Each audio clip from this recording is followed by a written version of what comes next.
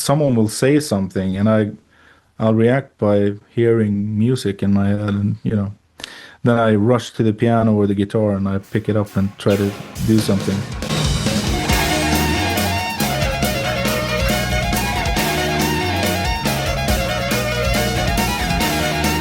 Hey, everybody, welcome to this podcast. Thank you, Rikard, for being here. Rikard Sjöblom is from Big Big Train and also Beardfish. A lot of you may know him from that band. So welcome, Rikard. Prog Dogs Hey, here, of thank you. course. Thank you. Nice to be here. And you're speaking to us from Sweden, is that right? I sure am. Actually, just before we started the podcast, you mentioned you have a daughter, do you? 2-year-old? I do. Well, I have a 2-year-old daughter, and then I have an 11-year-old and a 13-year-old as well. So, Oh, okay. Cool. but yeah, Cool. so So we have something in common there. I have full three. speed ahead. Yeah, yeah. Yeah. Are any of your kids musical, by the way? Well, yeah, they are actually. I mean, my daughter just started taking piano lessons, but I know she's been playing quite a lot at home as well. So, she knows her way a little bit around both guitar and piano. And my son, I bet he's going to start playing drums pretty soon. So, Oh, yeah. cool. But Awesome. that's the 13-year-old daughter. The 2-year-old, she's singing quite a lot, but Nice. yeah. Nice. Yeah, yeah. You're a little younger than me, I think. Did you live through the 80s?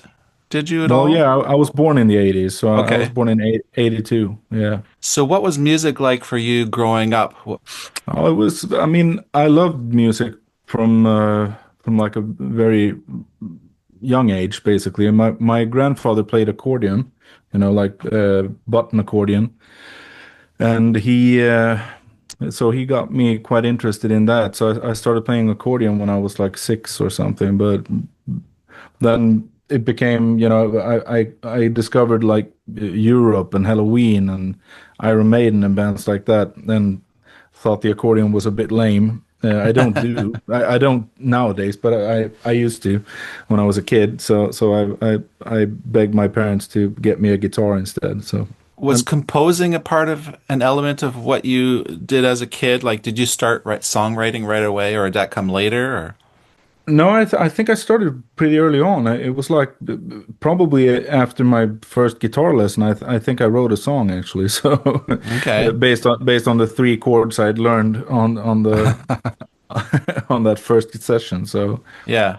like it Yeah. was like G, D, and E minor, I think, and I wrote a Oh. song from that. Oh. So E minor, good. E major would have yeah, been harder. yeah. No, you need a bit of minor in there to Yeah, make it yeah. interesting. So I'm always curious about people's songwriting ability and creativeness because obviously you're a multi-musician, multi-instrumentalist, guitarist mainly, I guess. And Yeah, these yeah, days I play equal amounts of guitar and keyboards, basically. But with Big Big Train these days, it's guitar mainly. how does it work out since you're in Sweden there? BBT, Yeah. Big Big Train are based. Where are they kind of based? Where's the home base? The base is UK, but like in Bournemouth, but still, I mean, Greg is the only one who's still based around that area. So you got Claire who lives in Scotland, and then the rest of us are like scattered across the globe basically. You got Nick in the States, and well, Oscar is in Norway. I'm in Sweden, so Oscar and I are closer geographically at least, but Alberto is in Italy, so we're all over So the place. And Paul is so in the UK as well. So how does Yeah. it work then, as far as songwriting goes, as far as when you record, when you Yeah. need to tour and rehearse? How does that all work? We always kind of schedule these things pretty far in advance, and writing is one thing. You can write songs. Usually we write separately, and then we will either send the stuff back and forth to each other and see if someone wants to maybe collaborate on a piece or something. That happened quite a lot with the latest album. When we go on tour and stuff, we try to meet up like a week or 10 days before and just kind of play and rehearse that way. So we will learn the songs ahead before coming to the usually the UK, and then we rehearse in a space for about a week, 10 days or something. And how long are your tours usually? Between like 3 to 6 weeks, I would say, or 3 to 5 weeks maybe. I don't think we've ever done more than that in one go, which is pretty good. I mean, some of us have small kids and stuff, so it's hard enough as it is to be away from home for long periods. But Yeah, yeah. usually around a month is kind of the pain. How do you say well? I lose my words here in English, Yeah, but no it's worries. been a while since I spoke English, so it's Oh, you know. really? Okay. You Oh speak. yeah, yeah. I would never have guessed. You're just a natural English speaker to me. That's Oh, thank yeah. you. And actually, speaking of speaking, you're singing as well, right? Do you do any Oh. leads vocals, or do you just do harmonies and things? Well, I do lead, not in Big Big Train. I only do a couple of small lead moments, but it's usually backing vocals, and I do the lead in Beardfish and Gungfly, of course. But Hmm. yeah. And is Beardfish still together, or is that what's So, with? so Beardfish resurrected. That's the thing. Ah, Yeah, we disbanded the group in 2016, and then we released a new album last year. So we got back together, which is okay. Well, I want to yeah. hear that because I'm very intrigued when I've listened and sampled some of the Beardfish. I'm not super familiar with it, and actually, I'm not super familiar with Big Big Train either. Although All right. I did a video reaction 3 years ago to Huh. one of the songs, and it's just amazing how many prog rock bands there are to explore. I know. It's incredible. It's I incredible. know. It's kind of like a renaissance of prog, I guess. I mean, you could basically go a whole life and only do the 60s and 70s stuff, Yeah. because there's so many bands that are like just like now, smaller bands that never really got anywhere, but they maybe put out an album or two. I mean, there's quite a lot of them, but Mm, uh, I'm a bit of a nerd in that sense, so I, yeah. I I really like the out there stuff. Cool, cool. Yeah, there is so much to explore. It is incredible. Big Big Train has Woodcutter coming out early in 2026. You've Yeah. got two videos dropped now. I haven't seen the second one. I think the second one just came All right. out. To me, Big Big Train is a real contemporary prog. It sounds to me it's very fresh. It's sort of like Steven Wilson kind of too. He's Hmm. one artist who I listen to and right away sort of feel like it's very very contemporary as far as progressive rock goes, Yeah, I agree. which is interesting because it is very proggy. I mean, but it doesn't come off as sounding like they're trying to like sort of I don't know, sort of to sound too much like any particular old prog band or anything like that. Yeah. So obviously you're way beyond the necessity of sort of making sure you want to capture the old prog fans or anything. A lot of your fans are probably just casual people who just sort of came across your music and liked it, I would think. Well, yeah, I would guess. I mean, it's a different band these days as well than it was in the past. And I mean, there's always been a lot of people who really liked early Genesis, that caught on with the band. I mean, Greg loves Genesis. Greg has always been like the principal writer for the band. It's made a bit of a shift these days, but he's a massive fan of Genesis. And I mean, Nick, of course, the Virgilio has even, recorded his own take on The Lamb Lies Down on Broadway, which is coming out soon. So there's I'm a big fan of 70s prog and, stuff like that as well. Always have been. But I think there's some fresh blood in the band as well, which makes it kind of there's a lot of new influences coming in, which is really nice. You have like Oscar Holdorf on the keyboards, who brings a whole other side of the synthesizer kind of vibe. He's a great piano player at first, but he also has all these gizmos that he's playing around with and making sweet sounds with, which is really nice. And I'm like the main guitar player these days, which also makes it, interesting for me to come up with a lot of fun parts to play and things like that. It was always, I mean, sharing that role with other guys. Like, we had the two Daves, Dave Gregory at first when I joined, and Dave Foster later on, which both fantastic players. I really love playing with them. Um, but it's nice to at this point be the soul player basically. And how does that work for you? Because I know as a musician myself, being in a trio at one point and then it being in a four-piece and then in a five-piece, you're a seven-piece band, is that correct? More or less. That's So, right. and how do you fit into uh, that big picture as a guitar player specifically? How do you feel like, do you kind of have to elbow in there or does, No. I hear what you're saying. No, it's yeah. it's never been like that. I mean, usually we have I think we all just see each other as musicians and collaborators and like fellow bandmates. So there's never been really a sort of, oh, move over. I got this part, stuff like that. We trade stuff with each other. I mean, there's been several times playing stuff that we recorded in the past that had two guitars, for instance. We went, oh, but what if we put this part with the violin instead and distort the violin? And she can play she's awesome that way. She'll play whatever you throw at her, basically. But lead guitar lines are excellent on a distorted violin. You get almost that Jean-Luc Ponty type thing going on. So we've had a lot of fun with those kind of things, and especially in songs where you have like dual guitar leads. There's been a couple of those in the past where there's now only me playing guitar if Alberto is, because Alberto plays guitar as well sometimes live.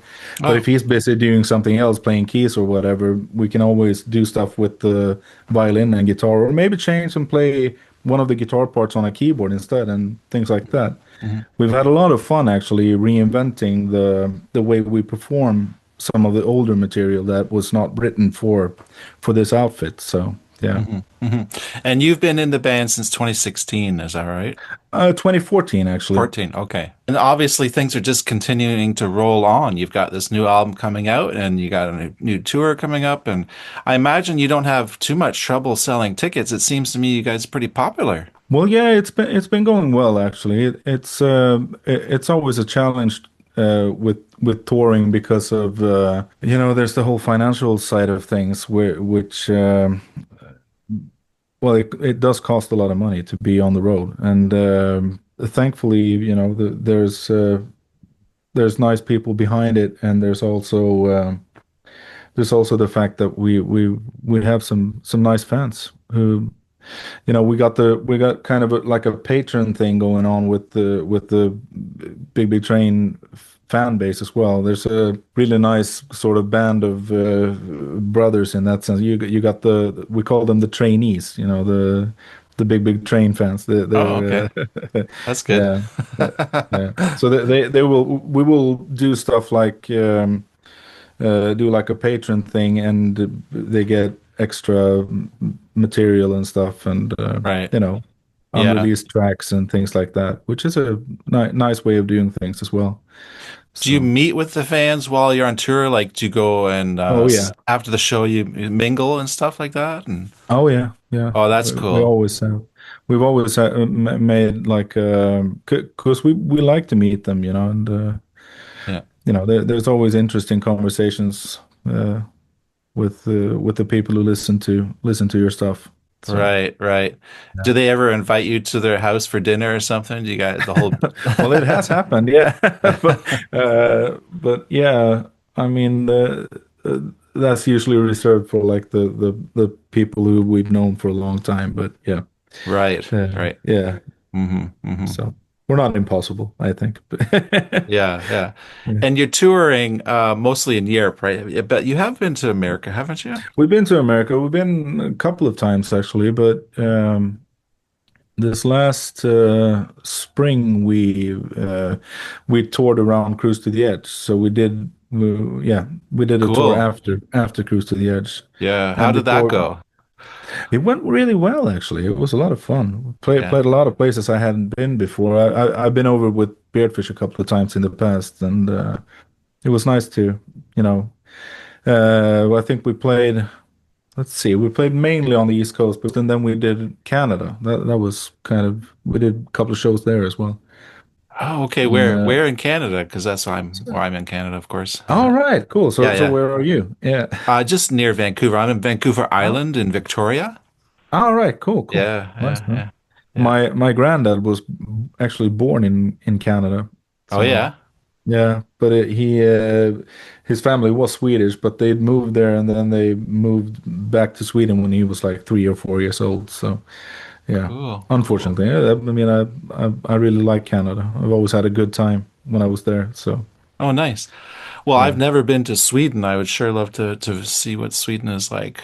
Yeah, All right, yeah. yeah, No, yeah. Sweden is nice. I mean, Canada and Sweden seems to have like almost like a similar kind of vibe in a lot of senses, but Yeah, which is really nice. yeah, No, but cool. I think we played Ottawa and Quebec, Ah, I of course. think. Yeah, Yeah. Prague is really big in Quebec. There's a big Yeah. yeah, they love Prague there. Some good Prague bands out of there too as well. Yeah, Uh we've been there with Beardfish as well yeah, in cool. the past, yeah. Yeah, I do want to talk a little more about Beardfish too, because Oh, really? really Okay. I like a lot what I've heard from Beardfish. Um, Nice, man. oh yeah, I wanted to ask you about your gear. I mean, I'm a guitarist, so guitarists Right. always love to know what other guitarists are using. Yeah. What's your main rig? Like, I'm gonna just take a guess. You probably have a unit with virtual amplifiers and things that's really convenient for touring, or what do you do? I do these days, yeah. I actually use the Universal Audio, what's it called? Dream 65, I think. It's Oh. the Mhm. like the Fender Deluxe reverb pedal in a pedal form, basically. Hmm. I've actually really liked it because it's been an easy because we do in ears on stage. So if we weren't doing in ears, I would probably still be battling to use an amplifier because I love just having the sound in the room really. But Hmm. we chose to go down that route and do a like a silent stage apart from the drums basically, and it's been cool, you know. So I kind of like it anyway, but there's nothing like playing with a big amp. I love that as well. So you know. And what would your choice be for a big amp? Obviously tube, I'm Well, gonna guess. yeah, I mean, well, not necessarily. I actually really like the Roland Jazz Chorus amps as well. Oh yeah, I it is. I, That's I use one of those sometimes at home here, and I really like it. But I love the Fender amps. I love the deluxe reverb and the twin reverb. But these days, I've been using this little bastard. Do you know these? oh The Pro yes. Juniors. Oh, those are nice. Yeah. I actually really love this one, but so that's not a big amp, but it gets the job done, you know. Yeah. And you can crank it a little bit, and you get this really sweet distortion, and it's loud as hell, even though it's Oh petite yeah. or however you want to put it. Yeah. So apart from that, I've been using a Marshall Super Lead as well, but that one's too loud to bring anywhere these days. No one wants to get in, get in your proximity if you use that one. It's super loud, but it's cool though. Do you use a lot of effects pedals or yeah. I do actually, and that's been I built this big board, which actually the Dream 65 pedal is integrated in that. So I let's see. I mean, it's with a. Do you know Gig Rig? It's like a switching system Oh, okay. that also does like so it's a looper switcher thing that also does MIDI programming. So you can, for instance, I have the delay and modulation and reverb pedals that I use are all MIDI compatible, so you can switch programs in them with just like the click of a button. You can change from like chorus to phaser and maybe a shorter delay or tap tempo and stuff like that. So it's a pretty big board. Apart from like the wet effects that are delay and reverb and stuff, there's a lot of distortion pedals and fuzz boxes basically. I I love fuzz. I'm a big fuzz nerd. So Okay. yeah. So you control your own reverb and delay. You don't like the sound man and the board, he's not Yeah. controlling that. Like you have sort of Not for all the me, no. yeah, For yeah. some of the other stuff, I mean, he does that for like the vocals and I'm guessing also for some of the maybe some of the other guitar stuff, but not Mhm. for me. So Who were your guitar heroes growing up or even now? I've always loved Robert Fripp, but he's always been very special to me, because I love King Crimson and I've always kind of admired his he has such discipline, in his playing, which is pretty cool. Then on the other hand, I love a lot of like the blues rock players as well. Grew up with listening to Hendrix, which is like everyone basically. I'm a big fan of some of like the Finnish, any of the Finnish prog from like Scandinavia or this Probably if Sweden. you if I've Yeah. I'm Do sure you I've know yeah, do you yeah. know the band Wigwam? Oh yes. Yeah. Yeah. Yeah, I did a So reaction to them too. oh yeah, Yeah. I really like that band, and they had some great people playing with them later on. And Jukka Tolonen, of course, from Finland, who played with Tasavallan Presidentti. If you heard about those guys. Also, I grew up with Europe, so I'm a big fan of both those guys. Who played in there, John Norum and. What's his name? I forget now, but I grew up with those kind of players, and Iron Maiden, Yeah. Halloween, those kind of bands as well. Yeah. So Yeah. I have some metal influences coming in there sometimes, and that's because I grew up with it.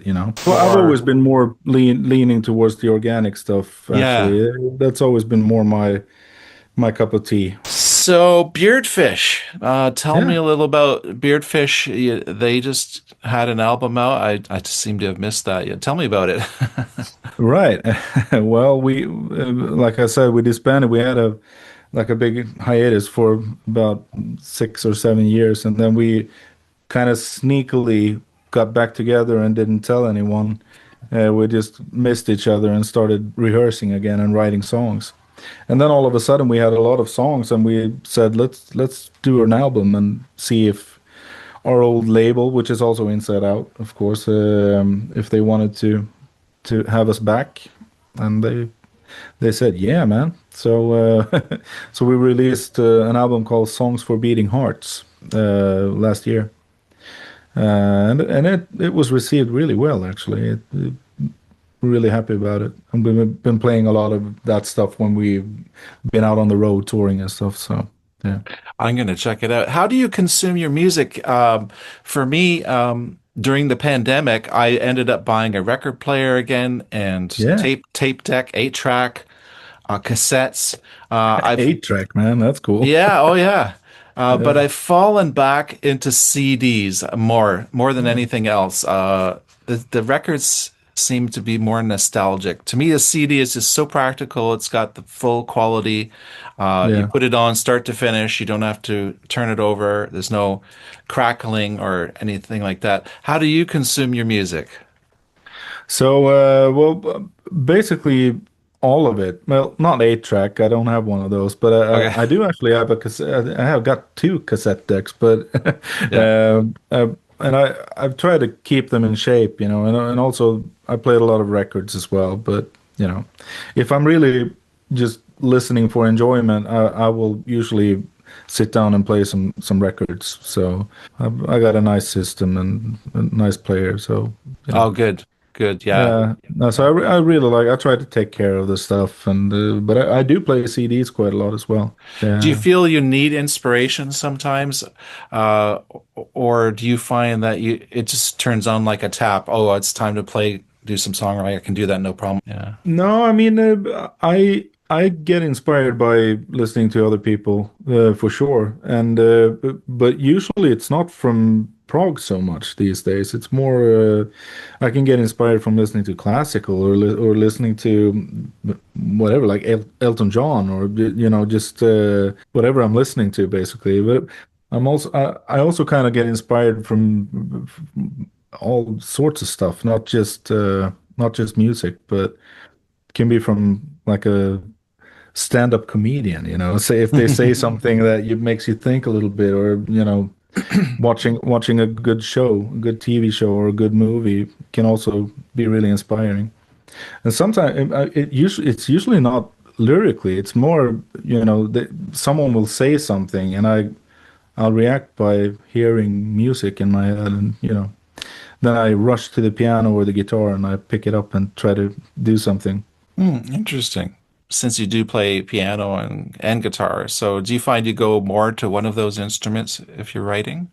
Not really. It's really 50-50, but usually what it will happen if the instrument I start writing on is usually the one I'm playing the especially with Beardfish it's like that. But because with Big Big Train it's more I'm the guitar player really. So it's like I'll do the guitar 92% of the time, maybe 93.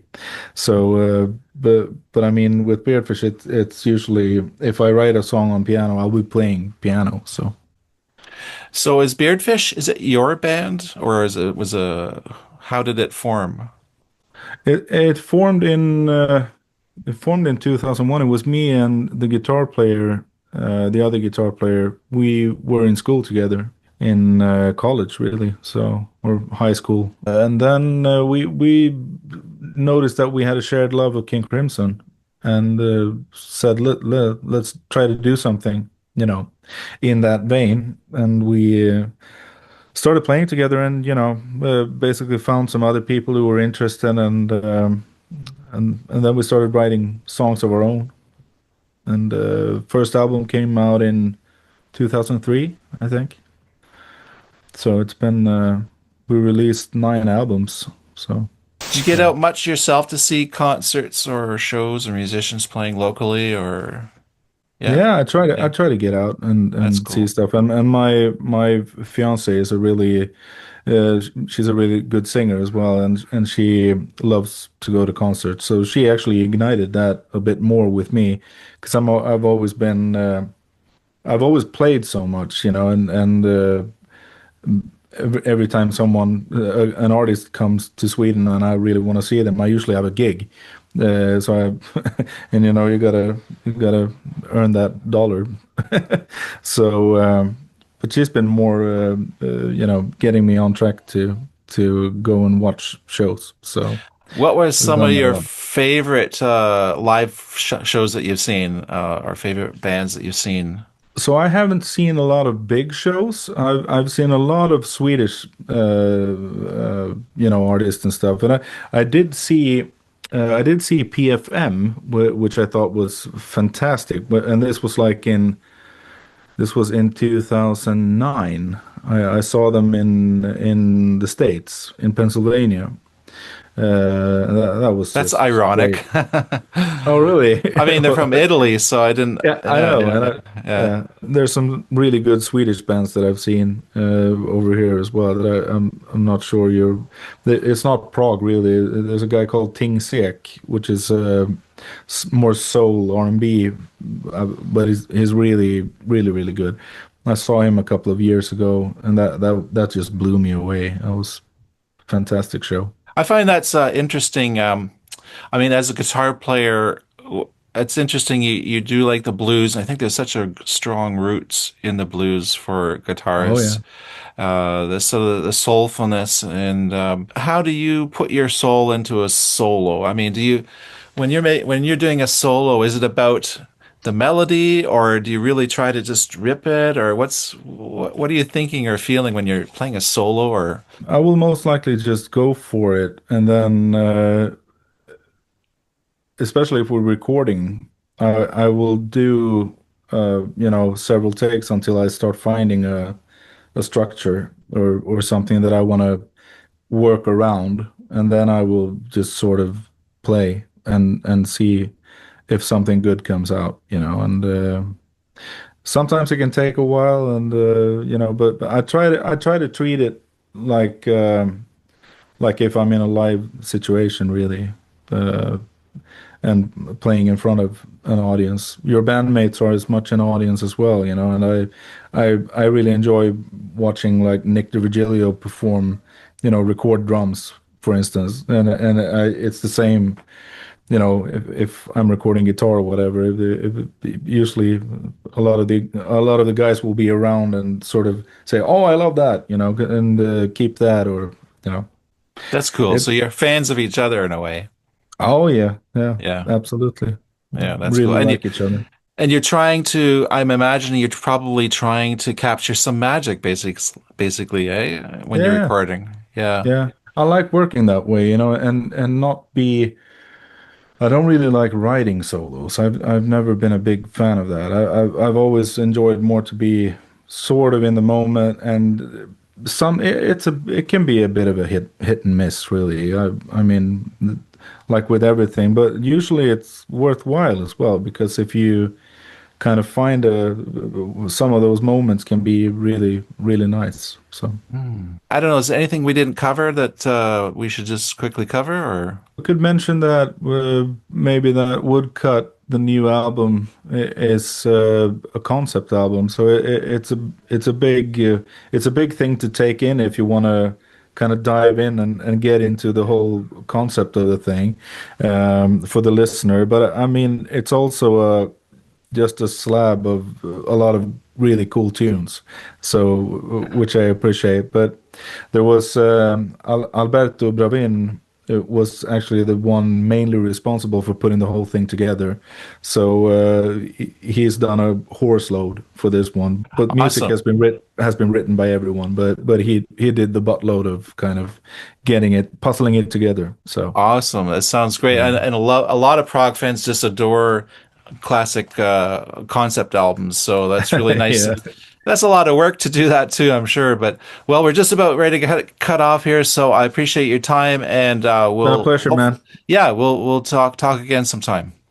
Let's hope so. Okay, rock on. Keep playing Yeah, the you too, man. guitar. Okay. Cheers, you too. Cheers. See Bye ya. bye. Okay. Bye. Bye bye.